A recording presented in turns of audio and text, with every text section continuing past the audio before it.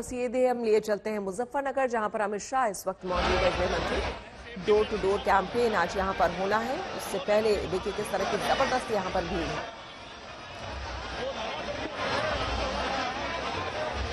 तो door to door campaign के तहत अमित शाह लोगों को घर घर जाकर के पर्चियां बांट रहे हैं। जबरदस्त भीड़ है। हालांकि ये भी देखा जा रहा है किस तरह से कोरोना प्रोटोकॉल की धज्जियां भी उड़ाई जा रही हैं। हालांकि चुनाव आयोग ने इसी के मद्देनजर किसी भी तरह के प्रचार अभियान के लिए रोक लगाया था और इस तरह के कैंपेन के लिए ज्यादा से ज्यादा 10 लोगों को जाने के लिए कहा था। कुमार अभिषेक हमारे संवाददाता हमारे साथ जुड़ चुके हैं। अभिषेक, तस्वीरें हम देख रहे हैं, इतनी जबरदस्त भीड़ है यहाँ पर कि यहाँ कोरोना प्रोटोकॉल के बारे में बात भी करना जो है वो बेमानी होगी।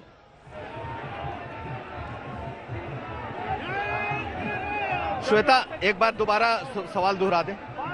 अभिषेक, अगर आपको मेरी आवाज आ रही है तो मैं ये पूछ रही थी कि इतनी जबरदस्त भीड़ है जो हमारे फ्रेम में दिख रहा है, हेड काउंट करना भी यहाँ मुश्किल हो रहा है। इसमें कोरोना प्रोटोकॉल के बारे में बात करना बेमानी होगी। बिल्कुल बेमानी होगी श्वेता। आप देख सकती हैं कि हम इस वक्त मुजफ्फरनगर में जो शिव चौक है, शिव चौक के पास खड़े हैं और लोगों की जो तादाद है वो हजारों की तादाद है, हजारों नहीं, पूरा का पूरा शहर जैसे उमड़ पड़ा है। कोरोना की बात तो आप बिल्कुल ना करें, क्योंकि जिस तरीके से ये इस तरीके का कैंपेन है, ये कहीं से भी कोरोना की बात करने की इजाजत नहीं देता। हालांकि पूरा शहर आप इस वक्त देखें तो उमड़ा पड़ा है चारों तरफ। ये मुख्य चौक का इलाका है, मुख्य शहर का इलाका है और अमित शाह को देखने, सुनने और उनके इस डोर टू डोर कैंपेन में को देखने के लिए इतने लोग जुट गए हैं। और ये मुजफ्फरनगर है, पश्चिमी उत्तर प्रदेश का वो जिला जो कि 2013-2014 से ही सबसे ज्यादा चर्चा में रहा है। और हम आपको सिर्फ दिखा रहे हैं कि इस वक्त की जो आप भीड़ है वो देखिए, पूरा का पूरा इलाका लोगों से पटा पड़ा है। आप अंदाजा लगाना ये मुश्किल है कि इस वक्त कितने लोग इस शहर में उन्हें देखने के लिए आए हैं। लेकिन कोरोना प्रोटोकॉल अपनी जगह है, अब चुनाव का ये माहौल है और उसमें आप साफ तौर पर देखिए दूर तक अमित शाह पीछे कहां हैं इस वक्त दिखाई नहीं दे रहे। लेकिन ये चुनाव का माहौल पूरी तरीके से बना हुआ है। भले ही हम ये बात कहें कि कोरोना के तमाम प्रोटोकॉल टूट रहे हैं, अब लोगों को रोकना कम से कम चुनावी सभाओं के लिए मुश्किल है। ये तकरीबन आधा किलोमीटर लंबा स्ट्रेच हम लोग क्रॉस कर चुके हैं और लोग ही लोग दिखाई दे रहे हैं। श्वेता, बिल्कुल। और ये काफिला, हालांकि अभिषेक हम समझ सकते हैं आपको दिक्कत हो रही होगी सुनने में, लेकिन ये काफिला कहां तक जाने वाला है, आगे किस तरह का कार्यक्रम रहने वाला है अमित शाह का? देखिए, अमित शाह के आज दो बड़े कार्यक्रम हैं, दो अलग अलग इलाकों में डोर टू डोर कैंपेन है। शिव चौक है यहाँ का मुख्य चौक और वहां से अमित शाह पैदल निकले हैं और जितने भी बड़े नेता हैं, पश्चिमी उत्तर प्रदेश के संजीव बालियान, ऐसे तमाम नेता इस वक्त सड़कों पर ही हैं। और हम फिर आपको दिखाने की कोशिश करेंगे कि आप अंदाजा लगाइए भीड़। हम लोग भीड़ से थोड़ा आगे आए हैं, लेकिन पीछे की स्थिति आप इसको देख सकती हैं। दो कार्यक्रम उनके हैं जो कि डोर टू डोर कैंपेन है। इसके अलावा वो कार्यकर्ता के घर जाएंगे और वहां पर खाना खाएंगे और फिर यहाँ के बाद देवबंद का उनका कार्यक्रम है। तो पूरा पश्चिमी उत्तर प्रदेश एक तरीके से आप मानिए कि अमित शाह ने एक बार फिर से मथने की कोशिश की है। पहले जैसे उन्होंने कैराना से शुरू किया, मथुरा, और आज कम से कम मुजफ्फरनगर की जो भीड़ है ये ऐतिहासिक भीड़ दिखाई दे रही है पूरे शहर में, जिस तरीके से अमित शाह को देखने और सुनने लोग आए हैं। हालांकि यहाँ उनका कोई भाषण नहीं होगा, सिर्फ डोर टू डोर कैंपेन होगा। कुछ देर पहले उन्होंने वोटर संवाद में उन्होंने दंगों की बात की है। 2014-17 अखिलेश यादव को सीधी चुनौती दी है कि अखिलेश यादव उनके जो दावे हैं उस पर प्रेस कॉन्फ्रेंस करके दिखाएं, जो किसानों के लिए काम हुआ है उसको प्रेस कॉन्फ्रेंस करके दिखाएं। मुजफ्फरनगर जब पहुंचे गृह मंत्री अमित शाह तो सबसे पहले उन्होंने मंदिर में जाकर पूजा अर्चना की। उसकी तस्वीरें भी आपको हम दिखा रहे हैं। देखिए, भारी भीड़ के बीच अमित शाह मुजफ्फरनगर में पूजा अर्चना करते हुए मंदिर में, और दूसरी तस्वीर यहां से निकलने के बाद घर घर पर्चा बांटते हुए, लोगों से मुलाकात करते हुए और लोगों को पर्चा बांटते हुए।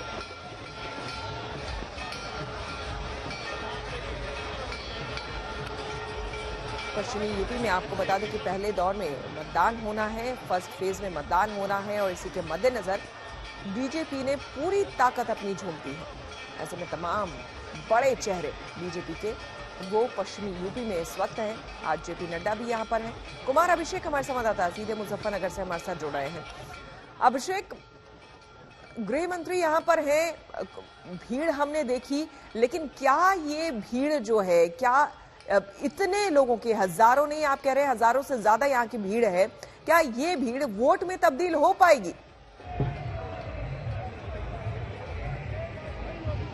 देखिए, जिस जगह पर अमित शाह मौजूद हैं, शहर है ये मुजफ्फरनगर का, यहां से बीजेपी जीतती रही है, उसका गढ़ है। लेकिन मुजफ्फरनगर के आसपास के चारों तरफ जो इलाके हैं, जो गांव के इलाके हैं, कहा जाता है वहां जाटों का जोर ज्यादा है। लेकिन आज अमित शाह ने जो मीटिंग की है 2014, 2017 और 2019, उन्होंने 2014 के दंगों की भी याद दिलाई है।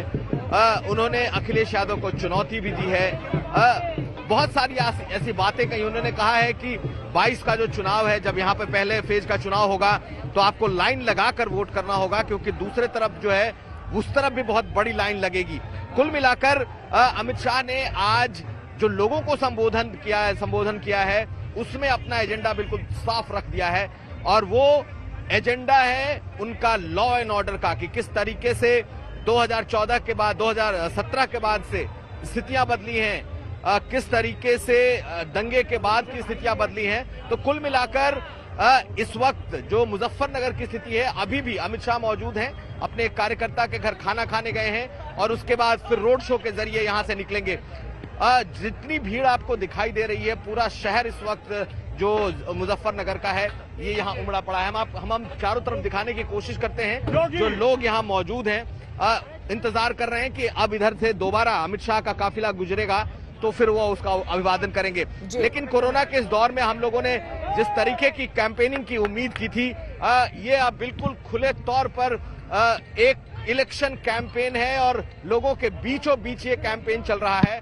और मुजफ्फरनगर में जो इस वक्त लोगों की मौजूदगी है, जो लोगों की तादाद है, वो ये देख करके कहा जा सकता है कि बीजेपी के लिए ये उत्साह बढ़ाने वाला है। बीजेपी के लिए ये उत्साह बढ़ाने वाला है अभिषेक, लेकिन अपने भाषणों में अमित शाह को वो विकास की बात जरूर कर रहे हैं, लेकिन दंगों की याद दिलाना भी वो नहीं भूल रहे हैं। इसका मतलब ये भी जरूरी है, पुरानी बातें याद दिलानी ये भी जरूरी है, तभी उनको लगता है कि जीत पाएंगे हम।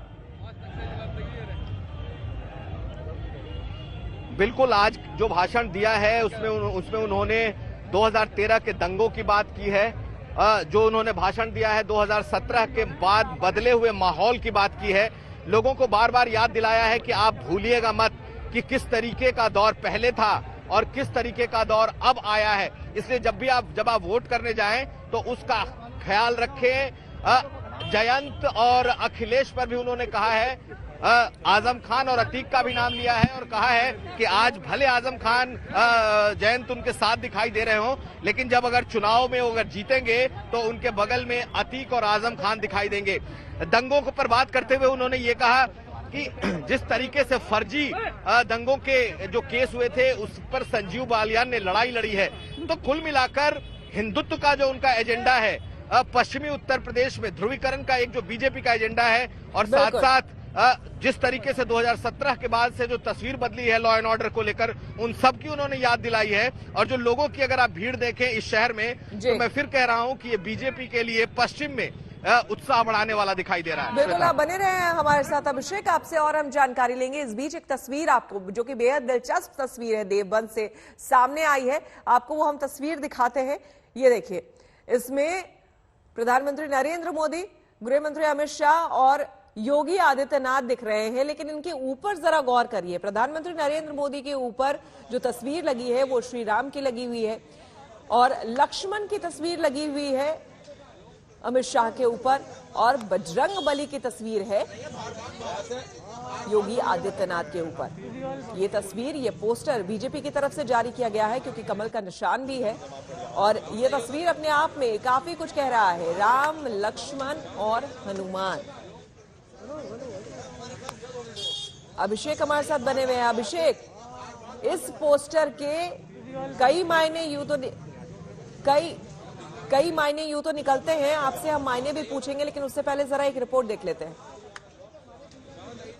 आज देवबंद के एमबीडी चौक में गृह मंत्री अमित शाह आने वाले हैं डोर टू डोर संपर्क के लिए और एमबीडी चौक पहुंचते ही जो एक पोस्टर सबके नजरे में आ रही है वो ये पोस्टर है, जहां पे आप देख सकते हैं कि जो मार्केट एसोसिएशन के लोग हैं उन्होंने ये पोस्टर लगवाया है, जहां पे प्रधानमंत्री को इन्होंने राम जी के तौर पे दर्शाया है, जो गृह मंत्री है उनको लक्ष्मण जी के तौर पे दर्शाया और जो सिटिंग चीफ मिनिस्टर है योगी आदित्यनाथ उनको हनुमान जी के तरह दर्शाया है। तो आइए बात करते, पूछते हैं कि ये पोस्टर लगवाने के पीछे की कहानी क्या है और क्या सोच क्या थी आप लोगों की ये पोस्टर लगवाने से पहले? क्या आप लोगों ने सोचा जब ये पोस्टर आप लोगों ने लगवाया? सोच यह है, श्री राम जी के समय में आम आदमी, आम नागरिक सब सुरक्षित थे, उसी तरह अब मोदी जी के राज में सब सुरक्षित है। जहां तक लक्ष्मण जी, हनुमान जी इन शक्तियों के बारे में है, तो मोदी जी के पास वो शक्ति है कि आज वो इंटरनेशनल लीडर हैं।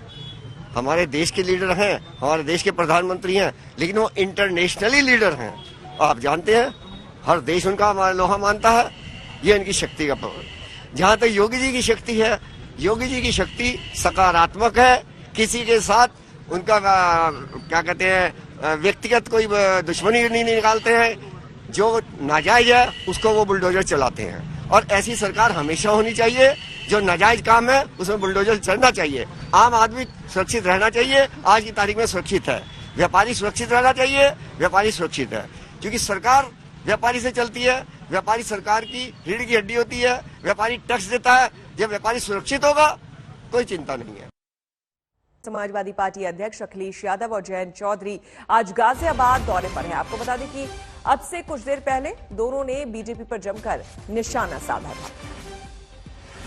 चौधरी जी और यहां पर जितने लोग किसानों की लड़ाई लड़ रहे हैं, उन्हें चौधरी चरण सिंह की विरासत को भी बचाने का और उस विरासत को आगे बढ़ाने का भी ये चुनाव है।